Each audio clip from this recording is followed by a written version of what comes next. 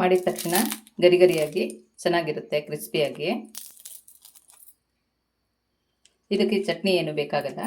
ಹಸಿಮೆಣಸು, ಕಾಯಿ, ಈರುಳ್ಳಿ ಎಲ್ಲ ಹಾಕಿರೋದ್ರಿಂದ ಹಾಗೆ ತಿನ್ಬೋದು, ಟೇಸ್ಟಾಗಿರುತ್ತೆ. ಇವತ್ತು ನಾನು ಎಣ್ಣೆ ರೊಟ್ಟಿ ಮಾಡೋದನ್ನು ತೋರಿಸ್ತಾ ಇದ್ದೀನಿ. ಅದಕ್ಕೆ ಏನೇನು ಬೇಕು ಅಂತ ಹೇಳ್ತೀನಿ. ಅಕ್ಕಿ ಹಿಟ್ಟು, ಒಂದು ದೊಡ್ಡದು ಈರುಳ್ಳಿ ಸಣ್ಣದಾಗಿ ಹೆಚ್ಚಿಟ್ಕೊಂಡಿದ್ದೀನಿ, ಕೊತ್ತಂಬರಿ ಸೊಪ್ಪು, ತೆಂಗಿನ ತುರಿ, ಒಂದು 2 ಹಸಿಮೆಣಸು ಹೆಚ್ಚಿಟ್ಕೊಂಡಿದ್ದೀನಿ, ಮಜ್ಜಿಗೆ, ಉಪ್ಪು, ಕರಿಬೇವಿನ ಸೊಪ್ಪು. ಹೇಗೆ ಮಾಡೋದು ಅಂತ ತೋರಿಸ್ತೀನಿ. ಮೊದಲಿಗೆ ಒಂದು ಪಾತ್ರೆ ತೊಗೊಂಡು ಅಕ್ಕಿ ಹಿಟ್ಟು ಹಾಕ್ಕೊಳ್ತೀನಿ, ಉಪ್ಪು ಹಾಕ್ಕೊಳ್ತೀನಿ. ಇದು ತುಂಬ ಹಳೆಯ ತಿಂಡಿ, ದಿಢೀರಾಗಿ ಮಾಡ್ಬೋದು, ಸಂಜೆ ಸ್ನ್ಯಾಕ್ಸಿಗೆ ಚೆನ್ನಾಗಿರುತ್ತೆ.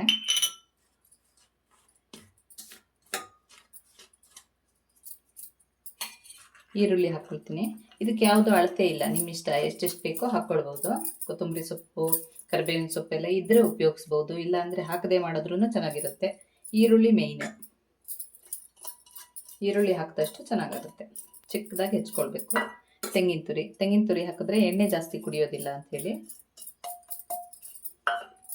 ಹಸಿಮೆಣಸು ಖಾರಕ್ಕೆ ಎಷ್ಟು ಬೇಕು ನೋಡಿ ಹಾಕ್ಕೊಳ್ಬೋದು. ನಾನೊಂದು 2 ಹಸಿಮೆಣಸು ಹಾಕ್ಕೊಂಡಿದ್ದೀನಿ.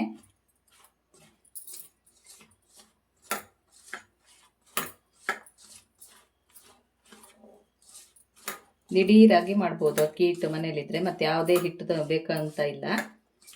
ಬರೀ ಅಕ್ಕಿ ಹಿಟ್ಟಿದ್ರೆ ಸೋಡಾ ಏನು ಹಾಕೋದು ಬೇಡ, ತುಂಬ ಚೆನ್ನಾಗಿರುತ್ತೆ ಇದು. ಆದರೆ 2 ದಿನ ಇಟ್ಟೆಲ್ಲ ತಿನ್ನೋಕ್ಕಾಗಲ್ಲ, ಮಾಡಿ ಕೂಡಲೇ ತಿನ್ನೋಕ್ಕೆ ಚೆನ್ನಾಗಿರುತ್ತೆ ಗರಿ ಗರಿಯಾಗಿ. ಇದಕ್ಕೆ ಸ್ವಲ್ಪ ಮಜ್ಜಿಗೆ ಹಾಕ್ಕೊಳ್ತೀನಿ. ಉಪ್ಪು, ಹುಳಿ, ಖಾರ ಇರುತ್ತೆ ಅಂಥೇಳಿ ಮಜ್ಜಿಗೆ ಹಾಕ್ಕೊಳ್ತಾ ಇರೋದು. ಮಜ್ಜಿಗೆ ಬೇಡ ಅನ್ನೋರು ಬಿಡ್ಬೋದು, ಬರೀ ನೀರಲ್ಲೇ ಕಲಿಸ್ಬೋದು. ಈಗ ನೀರು ಹಾಕಿ ಕಲಿಸ್ಕೊಳ್ತೀನಿ.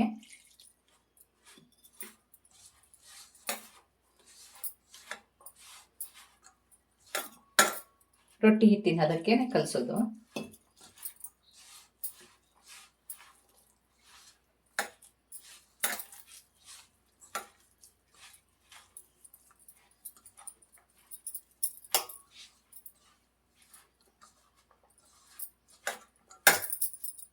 ಕರಿಬೇವಿನ ಸೊಪ್ಪು ಒಂದು 2 ದಳ ಹಾಕ್ಕೊಳ್ತೀನಿ.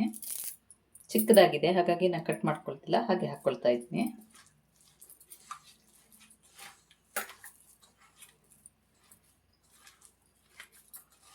ಮಳೆ ಬರ್ತಿರುವಾಗ ಸಂಜೆ ಟೀ ಟೈಮಿಗೆ ಇಲ್ಲ ಕಾಫಿ ಟೈಮಿಗೆ ಏನಾದರೂ ಬೇಕು ಅಂತ ಮಕ್ಕಳಿದ್ರೆ ಕೇಳ್ತಾರಲ್ವ, ಅವಾಗ ಈ ಥರದ ತಿಂಡಿಗಳನ್ನು ದಿಢೀರಾಗಿ ಮಾಡ್ಕೊಳ್ಬೋದು. ಹಿಂದೆ ಬೇರೆ ಅಂಗಡಿಗೆ ಹೋಗಿ ಎಲ್ಲ ತಂದು ತಿಂತಿರಲಿಲ್ಲ ಅಲ್ವಾ, ಮನೇಲಿ ಏನಿರುತ್ತೋ ಅದರಲ್ಲೇ ಮಾಡ್ತಾಯಿದ್ರು. ತುಂಬ ಚೆನ್ನಾಗಿರುತ್ತೆ, ಟೇಸ್ಟ್ ಚೆನ್ನಾಗಿರುತ್ತೆ. ಆದರೆ 2 ದಿನ ಇಟ್ಟು ತಿನ್ನಲಿಕ್ಕಾಗಲ್ಲ, ಗಟ್ಟಿ ಆಗಿಬಿಡುತ್ತೆ, ನಾರಾಗಿಬಿಡುತ್ತೆ. 2 ದಿನ ಇಟ್ಕೊಂಡ್ರೆ ತಕ್ಷಣ ತಿನ್ನೋಕ್ಕೆ ಚೆನ್ನಾಗಿರುತ್ತೆ.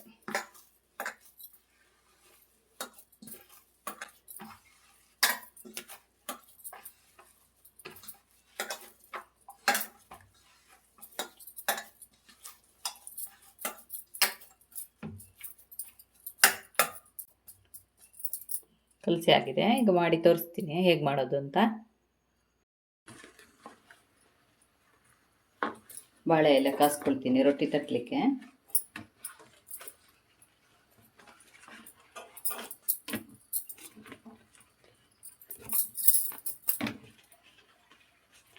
ಬಾಳೆ ಎಲೆ ಇಲ್ಲದ ಹೋಳಿಗೆ ಪೇಪರ್ ಇರುತ್ತಲ್ವ, ಅದರಲ್ಲಿ ಮಾಡ್ಕೊಳ್ಬೋದು.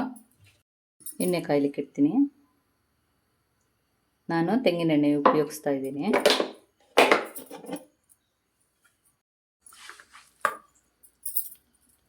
ಸಣ್ಣ ಸಣ್ಣ ಉಂಡೆ ಕಟ್ಕೊಂಡು ಮದ್ದೂರೊಡೆ ಎಲ್ಲ ಮಾಡ್ತಾರಲ್ವ, ಅದೇ ಥರ.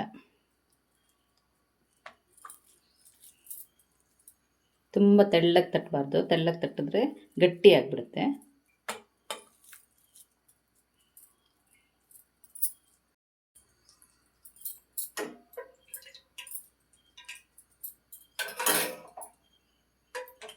ಬಾಳೆಲೆಗೆ ಸ್ವಲ್ಪ ಎಣ್ಣೆ ಸವರ್ಕೊಳ್ತೀನಿ.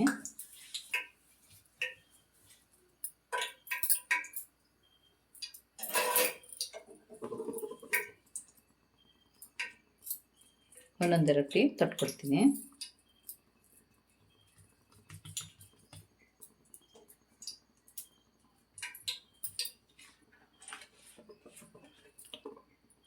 ಈ ಅಳತೆಗೆ ಇಷ್ಟು ದಪ್ಪ ಇದ್ದರೆ ಸಾಕು, ತುಂಬ ತೆಳು ಮಾಡಬಾರ್ದು.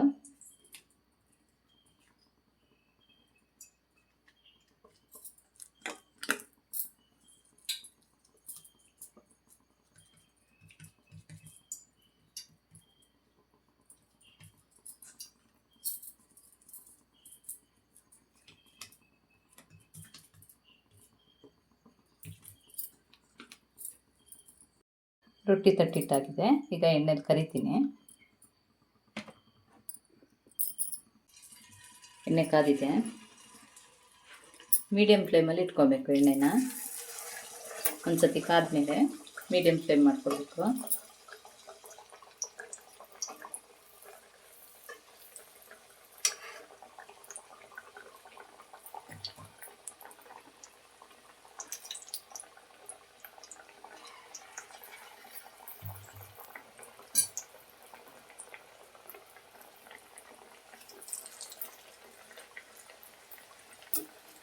ಇದೆಲ್ಲ ತಿಂಡಿ ಈಗಿನವ್ರಿಗೆ ಗೊತ್ತೇ ಇಲ್ಲ ಅನಿಸುತ್ತೆ. ನಮ್ಮಲ್ಲಿ ಆಗಿಂದಾಗೆ ಮಾಡ್ತಾ ಇರ್ತೀನಿ ನಾನು ಈ ತಿಂಡಿನ. ಇಷ್ಟ ನಮ್ಮಲ್ಲಿ ಎಲ್ಲರಿಗೂ.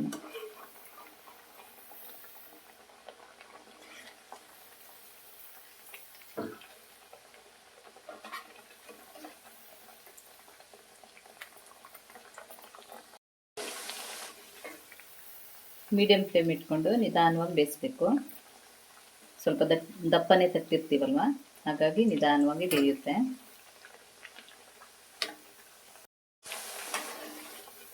ನಾನು ಮಲೆನಾಡು ಭಾಗದ ಅಡುಗೆಗಳನ್ನು ನನಗೆ ಗೊತ್ತಿರೋವನ್ನ ಮಾಡಿ ತೋರಿಸ್ತಾ ಇದ್ದೀನಿ. ವಿಡಿಯೋ ನೋಡಿದವರು ಲೈಕು ಹೈಪು ಕೊಟ್ಟು ಸಪೋರ್ಟ್ ಮಾಡಿ.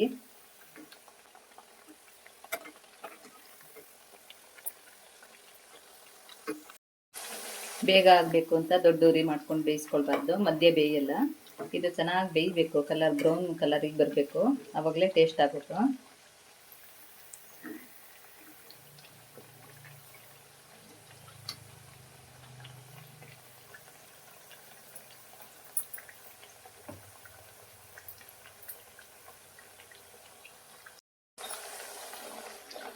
ಮದ್ದು ರೊಡೆ ಎಲ್ಲ ಮಾಡ್ತೀವಲ್ಲ ಅದೇ ಥರನೇ ಇರುತ್ತೆ. ಟೇಸ್ಟು ಸ್ವಲ್ಪ ಹಾಗೇ ಇರುತ್ತೆ. ಆದರೆ ಇದು 2 ದಿನ ಇಟ್ಟು ತಿನ್ಲಿಕ್ಕೆ ಬರಲ್ಲ, ಅದರಷ್ಟು ಸ್ಮೂತ್ ಆಗಲ್ಲ.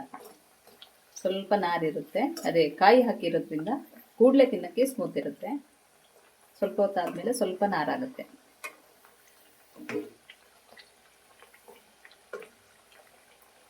ಟೇಸ್ಟ್ ಮಾತ್ರ ತುಂಬ ಚೆನ್ನಾಗಿರುತ್ತೆ.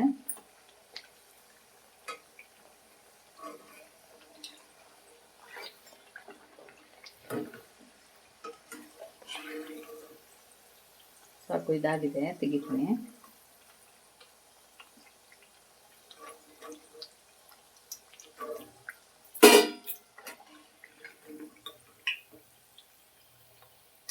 ಈಗ ಬಣ್ಣ ಬಂದ ತಕ್ಷಣ ತೆಗೆದ್ರೆ ಕರೆಕ್ಟ್ ಆಗುತ್ತೆ.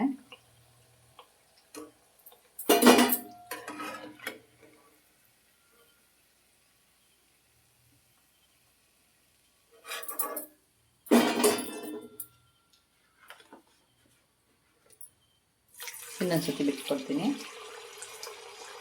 ಈಗ ನಾನು ಮಧ್ಯ ಒಂದೊಂದು ಹೋಲ್ ಮಾಡಿದ್ದೀನಿ. ಬೇಕಂತ ಇಲ್ಲ, ನಾನು ಸುಮ್ಮನೆ ಮಾಡಿರೋದು.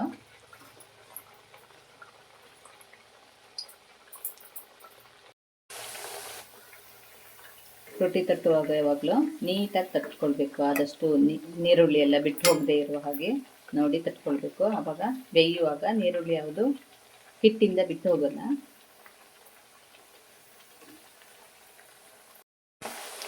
ಈ ಥರ ಅಡುಗೆಗಳನ್ನು ನೀವು ಮಾಡ್ತೀರಾ ಅಥವಾ ಮಾಡೋದಿದ್ರೆ ಹೇಗೆ, ಯಾವ ಕ್ರಮದಲ್ಲಿ ಮಾಡ್ತೀರಿ ಅನ್ನೋದನ್ನು ನನಗೂ ಕಾಮೆಂಟ್ ಬಾಕ್ಸಲ್ಲಿ ತಿಳಿಸಿ.